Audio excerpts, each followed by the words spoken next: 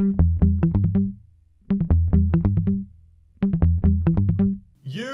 know I'm right. The podcast that uncovers the origin stories of some of the biggest themes in sports, media, entertainment, entrepreneurship, and so much more. Nick Durst here along with Joe Calabrese. And Joe, we're very excited for our guest today.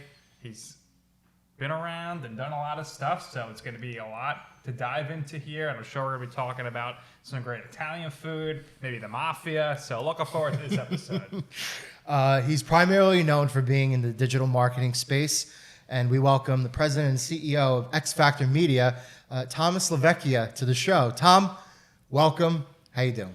So weird being on the other side of this, but nevertheless, I'm so happy to be here with you fine gentlemen. I appreciate that. We got to talk about your Paisan roots. You're a Jersey guy. What was it like growing up in Jersey? What was your childhood like? And there are a lot of great places to eat out here, a lot of great Italian restaurants, a lot of great diners. So share what it was like growing up in New Jersey. Absolutely. So my parents emigrated from Italy in 1959. They moved to Elizabeth, New Jersey on High Street. So they lived there for roughly 15 years, then moved to Roselle Park, New Jersey, not far from Staten Island as well. And I grew up there, Italian-American household. My father left when I was 2, but my mother was a great mother, great upbringing with her. And she just worked her ass off to build a better life for us. So grew up in an Italian-American family, first generation. Went to school at night, undergraduate and graduate, because I worked full-time. I didn't want to put a lot of burden on my mother and expenses, so I made sure I worked full-time so I could make the same money. And then from there, got my undergraduate degree from Rutgers University in business and my master's degree from Fairleigh Dickinson University. So you attended Rutgers, which is the state school. You really don't realize that. You get a discount if you go there from New Jersey. Rutgers turned it around recently, athletically wise. But when you're there, what were you envisioning going in there as to what your career could be? And what steps did you potentially take during your time there as a student to make those things a reality? Great question. So let me start with high school for a minute. So my mother said to me, either get a trade or get educated. Nothing in the middle. Whether it be like a plumber or some trade, or you need to be a professional where you have some sort of certification and or degree. So I actually, in my high school year, my junior year of high school, I doubled up on classes. So I went to work only half time in senior year, and then went for a work release program. Work study program. Work release is for jail. I talked to too many mobsters or ex-mobsters. So with that said, is I got in a program where the company that got onto Sharing Plow, which got later bought out by Merck, I worked there full time. I'm like, wait a second, they're going to help me pay for school. They're going to pay me money. That's why I went to school at night. But I still went to school at night full time. I worked full time. So I set myself in high school to get a good job and also go to school. So in terms of setting everything up, is I wanted to get a management degree in business. 2 reasons. One, you'd have to take calculus. That was the main reason. And then the second was I knew I either was going to, at that point, the trade wasn't for me. I'm terrible with my hands, better with my mind, hopefully. So I said to myself, I'm going to learn how to run businesses so I could be paid to run businesses for large corporations and make big money, hopefully make it to the C-suite, and or start my own company. So I eventually, again, got my bachelor's and master's in business. I worked in industry for 20 years, pharmaceutical and medical device space, but I also, for the last 12 years, been hanging my own hat in my own business. And believe it or not, schooling does not prepare you for running your own business, nor working in corporate does either. Sure. So what was that process like for you to get the first full-time job out of college? Obviously you were working beforehand, but once you got the degree to get that first job, what was that process like for you? So it was one huge sacrifice. 18, 19 years old, everybody was kind of partying and everything else. So you obviously you're like, hey, who's going here? Who's going there? Spring break, you're working. Obviously without a degree, I was working more, blue collar type jobs, manufacturing, shipping, that kind of stuff. So when I got my first kind of white collar job, if you will, it was in clinical research. So I got my degree, worked in clinical research, and I did that for about 4 or 5 years. I learned a lot because my goal was to learn a lot about the pharmaceutical industry. I felt it was like recession proof. It's something that I felt was going to be a little more secure, but also make a lot of money. And being in New Jersey, which is also known as the medicine chest. I think that's the name of it. They call it.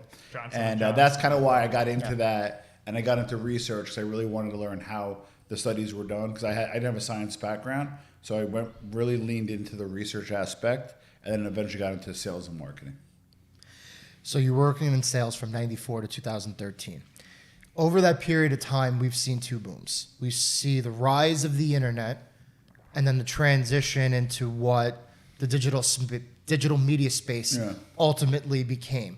So there are two major periods there as you're working in 100%. sales. So talk us through each phase from when the internet is booming, how you worked in sales, to now the internet is established, kind of before what it is, and then ultimately what it became now. Yeah, that's great because when I got into first was pharmaceutical sales. I was a field salesperson in the Bronx. And at that point, they still relied on what they called the detail guys and gals. Go to pharmaceutical offices, drop off some samples, take them to dinner, have a quote-unquote speaker program, try to influence them to write your product. For a while, that worked, right? That was kind of nascent to the internet, right? Then I noticed, then I got into hospital sales. So a little bit more, you hang your own bag, you influence institutions. So when I worked in the Bronx, I literally converted every single hospital to the Bronx to use our antibiotic. Because I just knew that sales and influence is what I wanted to do. But I realized when you deal with institutions, you have a greater chance of moving the needle. Like, so for example, hospitals only carry one antibiotic. If you can get 7 hospitals in the Bronx to switch, you know you can sell. But I wanted bigger upside. So then I got into management and I led a team from 200 out of 200. They were last in the country, actually in this area in Central Jersey, and brought them to 2 within like 9 months. Because I had 9 people, it was a crap show. Who had problems, who had to get fired, who was disengaged. And then I also learned to manage people. So after that point, I wrote a book. I'm like, I was successful in sales. I got people to be motivated. But then I also noted that relationships, and this is where the internet comes in, it was less about relationships, more about process and products. So you needed a really good product to have the right PR and everything around it, SEO, that kind of stuff. But you also had the right process to get to the right person. Because in the past, it was about personal relationships, dinners, that kind of stuff. The internet's different. It's text message, it's email, SEO, etc. So probably around 2012 is when I really leaned in, got out of corporate, and leaned into the internet, and I haven't looked back. So what was the moment for you where you're like, enough is enough? I got to get out of this. I got to work for myself. You launched New Theory. You launched New Jersey Digest. What was the process like to get that off the ground and make that drastic career switch? Well, I separated from my company in corporate because they were merging, and it was scary. Because at that point, I had, what is this? My second son was born in 2012, so like, although I did pretty well in the past, at the time I had no income, so it was scary. I wrote the book. I did sign on for like a small corporate job that was making decent money just to pay the bills. And it was kind of funny. After 9 months, I was sitting with the CEO at Lava. Remember Lava? I think it just closed down recently. Yeah. And good guy, great guy. It was an Israeli company. He looks at me. He's like, "You're not too engaged in this job." I'm like, "Not really." And like, "How could you tell?" He goes, "You're still making your number, and you're still doing, you're like number 5 in the country out of all of our reps. But I could just tell this isn't you." So I said, "You know what? Let me resign because it's not fair to them either." I was collecting a paycheck. I was doing well, but it's not where my heart was. And that's when I really went all in, and that was scary. So I always tell anybody who wants to be an entrepreneur, I think we were chatting about this a little bit, right? Yes. I recommend somebody, if you're making, let's say, $100,000 a year at your job, you should replace 60% of your gross income, part-time, and then make the jump. Because that 40 hours a week, you'll definitely make up to 40%. But I lost all income when I went full-time. Mm-hmm. So I had to make it up, and it was scary, but we were able to pull through. I just went back to my network and sold through some contracts and haven't looked back. And obviously there was the added burden and pressure of taking care of your family as well, right? Yeah, so the second part of it is, I know there's kind of general guidelines of something profound, but if you're like a single guy, I think you got 6 months to stick around, 6 months of your total expenses. And if you got a family, I think you should do at least 9 months. If you have your 9 months and you replace 60% of your income, that's kind of the time to jump. It's good to know. Nick is the married one between us. I am the single one between us. Single and ready to mingle, right? Single and ready to mingle. Ladies. Yeah. Let's talk about hosting the New Theory podcast. How did that get off the ground? So in 2015, I launched New Theory, and I made a lot of mistakes. So when I first launched it, I had the Midas touch. We did an article that talked about how millennials aren't going to nightclubs because like Tinder apps, hookah lounges, and just basically the hookup culture. People were going to get laid. Your hookup culture was gone because you had in terms of clubs, because you had Tinder, and then just tastes were changing with millennials. It went super viral. Literally the first month did 330,000 visitors. Next month 400,000 visitors. Next month 400,000 visitors. So that early success, I thought I had the Midas touch. So I brought in who I thought was a great editor, and she basically sandbagged the brand. She was doing it part-time. She wasn't engaged. Traffic was dropping, and I knew it was going to drop, but her goal was to get a second act and get it going. I hired 2 full-time writers. So basically set up for my first biggest failure, where I literally New Theory was going to pull down, not only go defunct, but also pull down my entire company, which I had other employees, like 6 employees at the time. So it's scary. When you employ somebody, you look them in the eye, give them a paycheck. I always say I'm not responsible for 4 kids. I'm responsible for 10. I'm responsible for the people that work for me and their children, or maybe their mother or their father, people that care on them. So I take that responsibility very serious. So with that being said, we crashed and burned, and I had to pretty much let most of the people go on our team. And what people were coming to me saying, "Oh my God, you wrote your sales book, you can sell." I would pay anything to hear the conversations you have with people in order to convince them to do what you want them to do. I said, you know what? I guess my passion, and I guess my strength, if you will, my superpower, is be able to talk to people. So by talking to people, why don't I film it? And that's where the New Theory podcast came about. Because I had no writers. I just leaned into the podcast and haven't looked back since.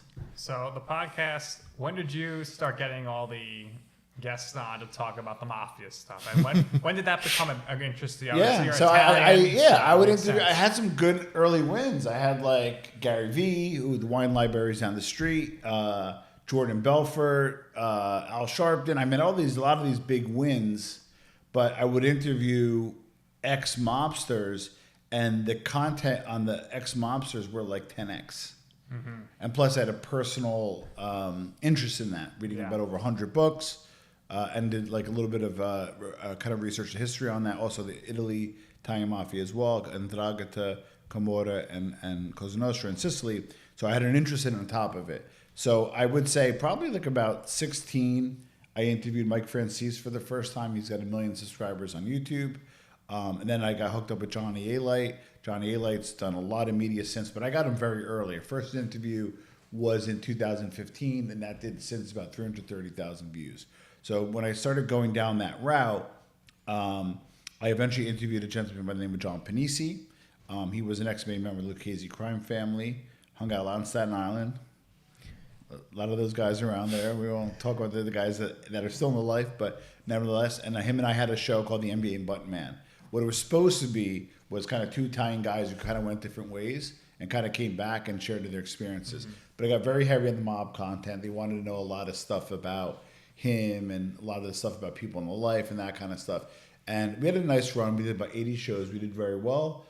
We had an internal disagreement, which resulted in a rug pull. But candidly, I do somewhat regret some of the interviews I've done, because I would interview a lot of informants. Yeah. But then being in this area in New York and New Jersey, you get the families that were affected by the informants. I'm not saying the guys they informed on were good guys, but what I'm saying is if us 3 are going to do dirt together, we should at least, that dirt should stay in the ground, right? So I kind of modified a little bit where I did interview some non-informants. So it was kind of like the informant game kind of turned out to be a lose-lose. And I don't talk about this much, but I'll share this today with you guys. So in the Italian-American community, us normal Italian-American people do not like mobsters, right? My mother abhorred, she hated mobsters. We were related to Sammy both through marriage. We were not allowed to talk to that side of the family. We were related to one of the Jersey bosses. That was a little different dynamic, but nevertheless, just socially I knew these guys, but my mother kept us away from it and annexed us away, right? So that might have probably piqued my interest, kind of like if you take it away, that you get more interested in it, right? So a lot of the interviews that I did afterwards, I did have people from families reach out. I did have other people reach out. So I kind of shifted my gear that if I do have to have an informant on, I need to kind of put them to task a little bit. I need to say, you know what happened, and at least try to have the person they've been affected by try to be their voice a little bit, or give them an opportunity to come on as well. Nobody really takes you up on that, but I'm trying to do a little bit better with that. But I have interviewed a lot of non-informants that were in the life or peripheral to the life. I've interviewed Pablo Escobar's wife, which to this day is insane. Like I could text her on WhatsApp and like That's amazing. That's like Tata. Like I don't like I could do that and be done. You know what I mean? And I was gonna do. So it's funny because I was gonna do it in Spanish. My Spanish is getting better. I speak Italian. I speak English, obviously, but I was gonna do it in Spanish. And my wife's from Ecuador, and the problem was, I don't know if you guys speak Spanish, if you're Spanish listeners, I would say like tú instead of usted. And my wife's like, that's very informal and disrespectful. I'm like, crap, I cannot talk to her like that, or anybody like that.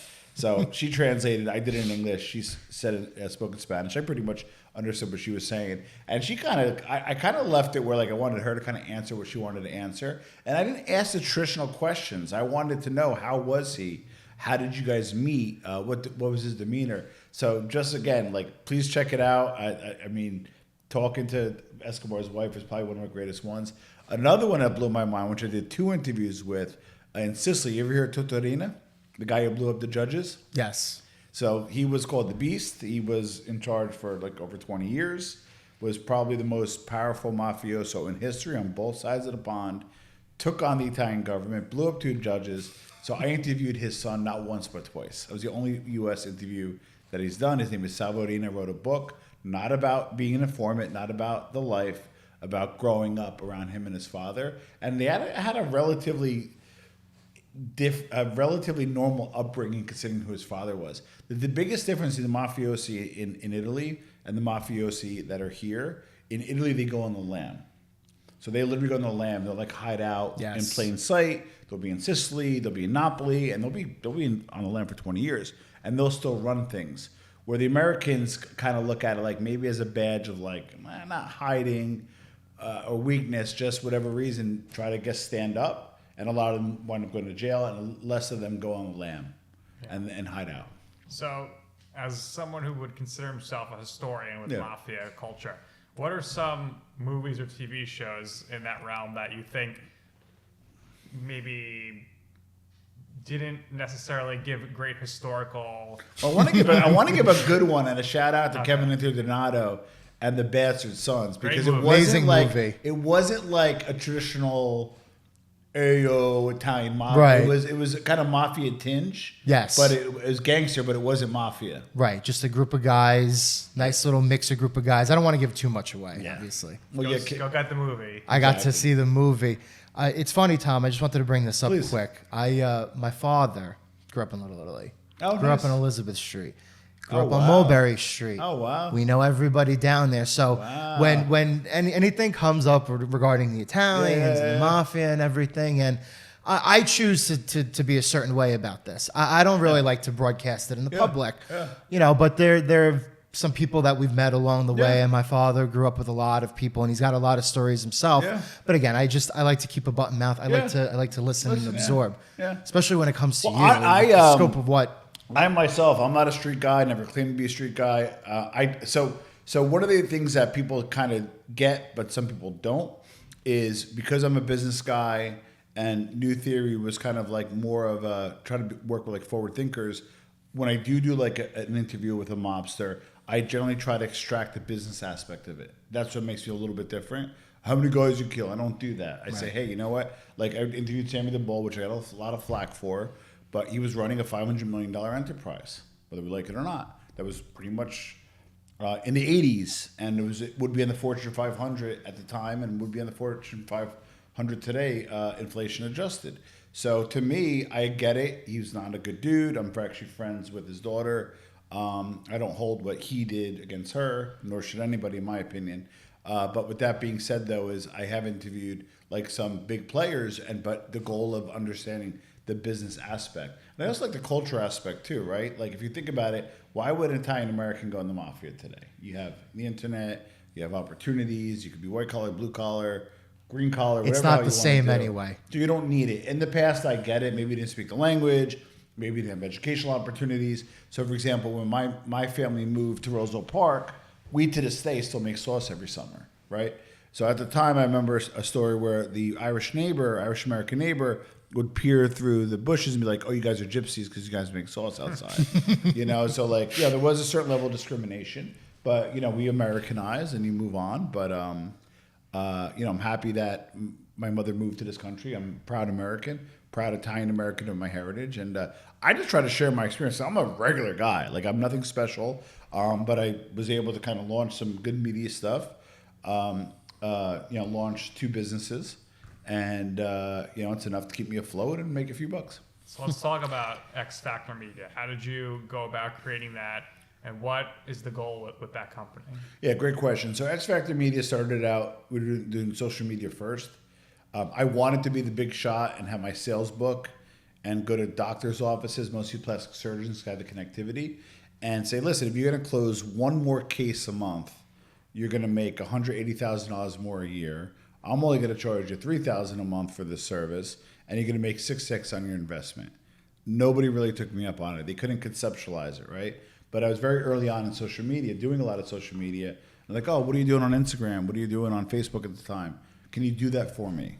I'm like, forget about what I want. I want to do what they want. So we started out as a social media firm. We eventually got into SEO, which is search engine optimization on Google. We do websites. We do PR. We do have podcasting. So we're kind of morphed a little bit away from a traditional digital marketing company and are now operating a little bit more as a digital media company, especially with the help of John over here. So. John, He's doing a great job. Doing the audio engineering. Amazing job. So where you're at right now, the first 20 years of your career, did you ever imagine that your life would kind of have this transition to what you started to do and what you're doing now? And what would your insight and advice be to somebody who is looking to make a career change, who kind of feels stuck where they are, don't really have any direction? What kind of advice would you give that person? Yeah, did I see myself being where I am? Absolutely not. Hell no. I thought I was going to stay in corporate, try to make the C-suite, be the typical kind of vice president, make $450,000 a year, which is a lot of money. Don't get me wrong, but kind of give up a lot for that, right? But now, as I get older, I don't know if I want to trade that much time for money. So as an entrepreneur, I'm trying to find my balance of making enough money to do really well, and make well for my family, and have great experiences for them growing up, not miss out on opportunities. But I also don't want to punt my kids' childhood, right? I got 2 older kids, 14, 11, and then 2 younger ones at 3 and 1. So as a father, my role has changed, and I'm home a lot more because I work from home. But what I tell other people is, find your passion, all that kind of stuff. You can talk to all the fake gurus you want. The truth of the matter is, find out what you really love to do, but find out a way to make money doing it. And the perfect example is if you are, you have your passions and you have your subscriptions and stuff that you're into, well, you're paying somebody to do it. Become an expert in that same area, and they'll probably pay for you to do it as well. Like if you have a business coach and you're paying a business coach $5,000 a month, but a lot of people do, maybe develop your own coaching business. Ask that coach to help you. You're paying $5,000 a month anyway to teach you. So the other part is you have to just self-learn. I learned SEO. I hold up for 6 weeks on YouTube every night, teaching myself SEO. I didn't teach myself the program because I have somebody to do that for us. Nihathi's a great dude. And we have Michael Scavoli, who heads up our media stuff. So I also believe in, on one end, learn how to do things, but also if you could find somebody to do stuff for you, make it easier, pay them so it can free you up to do other things. Awesome. So if you were going to take your whole life experience here, and maybe you work with some of these people you work with, they're like, let's do a movie on you, let's do a show. Yeah. Who would play you on that? In that what's that guy, Burke Kushner? Yes, the comedian. I get him. I was gonna say the same thing. I get him. He's a funny dude. I'm just trying to think of where I get offhand. I definitely get Bird a lot. You guys are young, but there was a movie Blades of Glory, a guy from the 80s, D.B. Sweeney, way before your time. I was a little thinner. I looked like him without a beard, a little thin. I got him all the time. And I don't know, probably Burt Kirshner. He's a little funnier than Is that a good one, Joe? Yeah, it's a very good one. I mean, if I showed you a picture of him right now, because he's not really into that kind of. And the guy from stuff. The Bear. Yes. The cousin. Yes. I definitely see it too. My wife thinks I look like him. All right. He's a little lighter than me, but yeah. It's pretty good there. I was getting some Kevin James vibes because of the beard. Yeah. And He lost a lot of weight recently. Yeah. He did. He looks good. I'm trying to cut weight, so hopefully by Yeah, the you time, look good. You're by fine. the time we recircle back or have you guys on my podcast, I'll be a little more svelte. You look good. Don't worry about it. Definitely. So for you, Tom, in your life, your career, what would you say is your I'm right moment? What I mean by that, it's a time or place where you wanted to pursue something, you asked somebody for advice, they're like, Tom, that's a terrible idea. Don't even think about doing that. Are you crazy? And you were like, you know what? I'm going to do it anyway. And in the end, you will see why it is that I'm right about Start this. my own business because I was so scared. So here's the irony. So my mother, they came from Italy in 1959. My father was an entrepreneur. He had the first television store that had color in Elizabeth, New Jersey, and actually had they repaired TVs, but it was the first to have color television. And he was an entrepreneur. But my mother was always really nervous for me because she was worried that I would go off the deep end or do stupid things, which I did. But so she really wanted me to stay in corporate and kind of go the safe route. And so not only was it like, hey, I'm going to leave like my security, I'm going to leave this big money, benefits a whole bit. Also, as an Italian-American son, your mother's everything, especially when she was a single mother, to go against kind of her wishes. Mm-hmm. So that was kind of scary as well. But you know, at the parties, you get shouldn't you just go back to pharmaceuticals? Yeah, maybe it's time to go back. How are things? Like, almost talk to you like you're an alien. Like, I haven't been W-2 unless it's my own company. I W-2 myself for tax purposes. But I haven't been W-2 for over 12 years, and I'm doing fine. Just do what you want to do. Life's way too short. Agreed with that. My last question here, for an entrepreneur, anybody who's looking to start their own business, whatever industry it might be in, just a piece of advice. Yeah, like I said, so obviously earlier, the first part was see where you're kind of spending your money and your areas of passion. And like almost like draw, where am I spending money? Have a big circle. Where's my passion? Try to find that intersection, right? So if you're paying somebody, again, to do that for you, well, more than likely, and you love doing it and want to do more of it, well, try to do that trade. But I guess kind of like even more specific advice to somebody who wants to start their own business, I would, and I don't know why more people don't do this, I would shadow the job and the person that I want. Meaning, if I wanted to start a digital marketing company, I would say, hey, call. And anybody can reach out, tomandnewtheory.com. Be happy to host anybody. Sit with me for a week, right? Shadow somebody. See if you like it first. Imagine like leaving your corporate job and leaving like a 6-figure job or even a high 5-figure job, whatever it is, and then you hang up your own shingle and it sucks and you hate it, you know? So mirror somebody. If you want to be an architect, before you sign up for the architecture program, mirror them for a month. Say, I'm going to work for free. I'm going to hang out with you, but I'm just going to be here for a month or as long as you want to tolerate me. And I just want to observe and shadow because you need to see what the jobs are really about before you do it. Joe, I think you should take Tom up on that advice. Absolutely. Shadow him. Absolutely. I would love to start shadowing you. Find somebody, whatever you want to do, find somebody who is already in that position and just not hound that person, but ask questions, right? Ask for their time, ask for their availability. I think that's a great piece of advice. Personally speaking, obviously, with the Italian connection, everything, you know, I would love to get an insight in, you know, what a day. The Italian card. I love right. it. I love it. Pull out my heartstrings. Good move. You got to do what you got to do. But yeah, I would love to shadow you and develop a close friendship here with the three of us. Tom, we appreciate your time. We love doing this. Love picking your brain on everything. What we do here is we always give our guests the last words. So where can we find you? What would you like to share? What else would you like to promote? Yeah. You know, by all means, go ahead and, you know, again, we appreciate you. Yeah, I have a few different hats, so keep it super simple. I'm probably most known for the New Theory podcast. So New Theory podcast, primarily on YouTube. I haven't done much audio recently, so check that out and check out my interviews. Sammy the Bull, Salvaridine, as I discussed, Pablo Escobar's wife. Recent one, Mark Laurie, who is the CEO of Wonder. They have an office on the street. Billionaire. I also did Andrew Bustamante, ex-CIA guy, recently. I was pretty happy about that. So I'm moving to more mainstream interviews. I'm getting bigger interviews. So I'm happy about that. And then newtheater.com is a website. That's the kind of magazine portion. And then lastly, if you're on the Northeast, because we have a lot of people outside of New Jersey, highly recommend checking out New Jersey Digest. That's our baby. That's our biggest kind of media property. I'm smart enough to know I'll fuck it up if I work on it. So I let really good people run it. I just work as a contributor, and I'm doing a lot of travel through the magazine as well. Yeah, a lot of good food videos on there as well. So everybody go check that out. Tom, this has been great. Thank you so much for your time.